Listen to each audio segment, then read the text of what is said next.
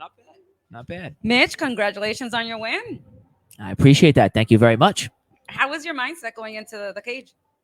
Honestly, it's more just I was nervous going into the fight because I knew the kid was a talented prospect, but at the end of the day, I mean, he won more amateur belts than I did. So at the end of the day, so I mean, he won up me, but he still was 2-0 at the end of the day. And I knew if you have a close fight with a kid like that, or even, God forbid, lose to a kid like that in my position, one, his career is made. Like, not made. I'm not Conor McGregor, but one win. He's probably one win away from getting a shot to the UFC after beating me.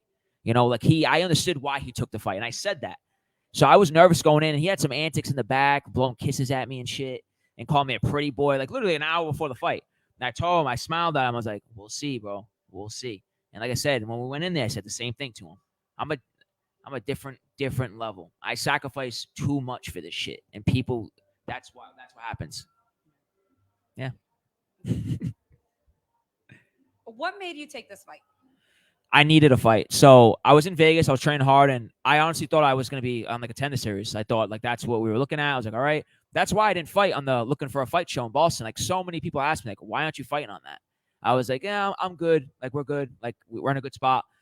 And then in the final out, they were full. And let's be real, I can't be entitled to shit. I lost twice in a row. Not a lot of guys get on the Ultimate Fighter. I failed. And then I get a contender series shot, and I drop the ball. It's that simple. So I can't bitch and complain and moan. Sorry for my language. But so I was like, all right, I need another fight. I told Tyson, hey, I'm coming home. Get me a fight. I was going to defend my belt at a different promotion. It didn't happen. I was like, all right.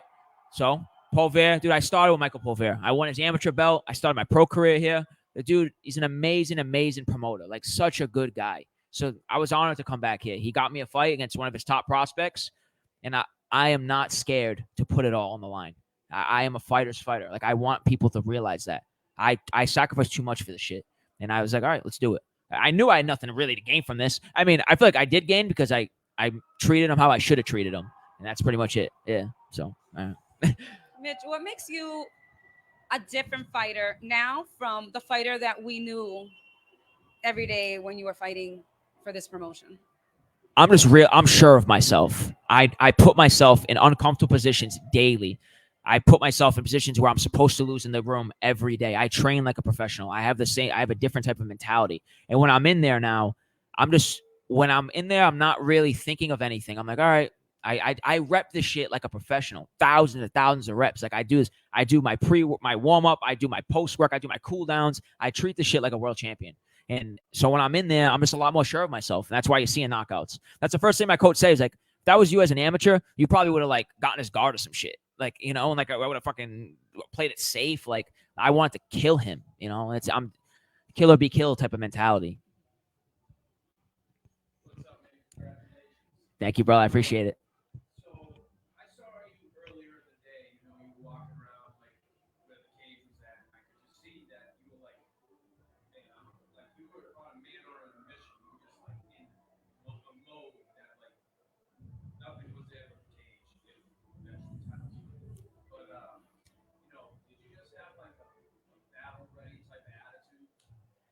Honestly, walking into this place, I walked in. I saw I was kind of ready. Like the crowd was kind of filling up, and I was like, it just felt. I was like, wow, like I'm back, you know. And it's not like I'm back in a bad way. Like, yeah, you know, I was at the UFC. I failed, you know, but I'm back. But more like it's like kind of like a homecoming, you know. And I wanted to show people a different version of myself. I'll tell you something right now. Anybody that remembers how I fought, you know, as an amateur and a pro, that's not the same kid. I'll tell you something right now. That is not the same kid. You know, and I honestly said Tyler Smuts honestly had some shades similar to how I fought as an amateur, you know. And I even told him the kid, I was like, you're a talented kid, man. You know, but it's just not, I knew it's my time right now. It's my time. I'm not spending fucking 6 weeks in Vegas away from my family, my friends for nothing, you know. And no one's taking the shit from me. And that's the type of mentality I came in with. But I was nervous in the day, but I knew I was coming to win, and that's it. It's the only thing on my mind.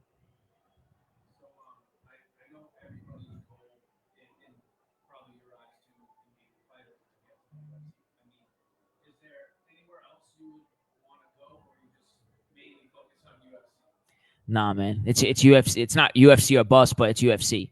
You know, I have a mentality, and maybe I'm not ahead of the game, but you go to those other promotions, in my opinion, when you don't really come to terms with the UFC, because those other promotions are going to pay you the big bucks. but you need to get to the UFC. The UFC is it's the NFL, it's the NBA. It is what it is. Like there's some shit that we want to change about the sport, and I'm sure it will happen.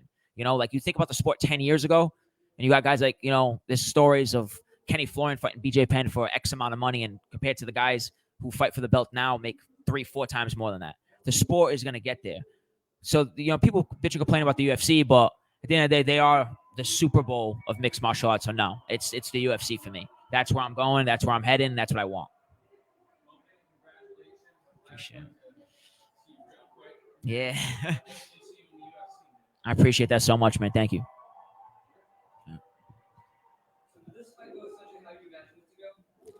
Yeah, I knew if he struck with me that it wasn't going to go well for him.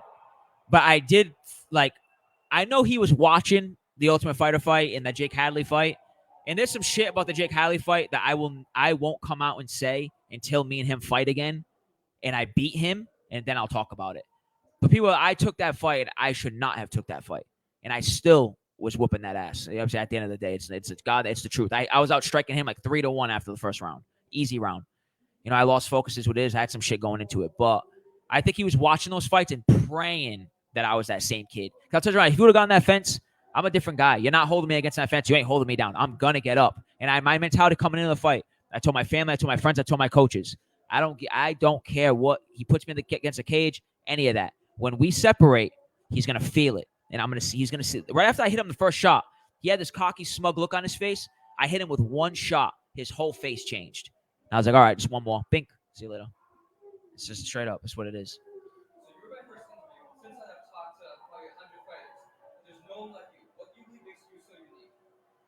I grew up in this shit. I remember being a little kid watching fights in slow motion because I thought it helped me. Looking back, I was kind of an idiot, but seriously, that's how psycho I am about this shit. This is what I do. This is I'll sacrifice anything. I will live in a box to do this shit. I can't imagine myself doing anything else, So when I failed at the higher level, I was like, I was dead set on doing anything I need to do to become the fighter that was going to be successful in the UFC and will be successful in the UFC.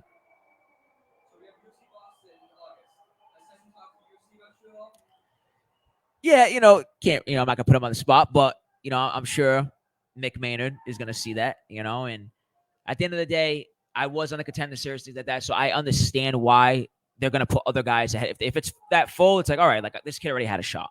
I get it. So I got to be more patient for a short notice opportunity. But I'm already hearing some guys that are on the UFC Boston card are flyweights. There's 2 flyweight fights already on it. I'll fight at bantamweight too. I really against a guy that's one fight in the UFC, whatever. I'll move up too. I cut a lot of weight for flyweight. I walked into the cage pretty close to close to 150 pounds. I'm not a little flyweight. So at the end of the day, I'll be ready for UFC Boston. I'll be ready for anything. They're starting to travel more now, so I feel like it could happen on any card. But man, the Garden, fuck, that would be insane. It would be insane. What's something that everyone should know about Mitch Raposo? I was born to do this shit. And I wanted to keep proving people wrong, why I was born to do this shit. And at the end of the day, I can't see myself ever doing anything else. And I want people to see that in my performances. I want to inspire people in a way that this kid really just.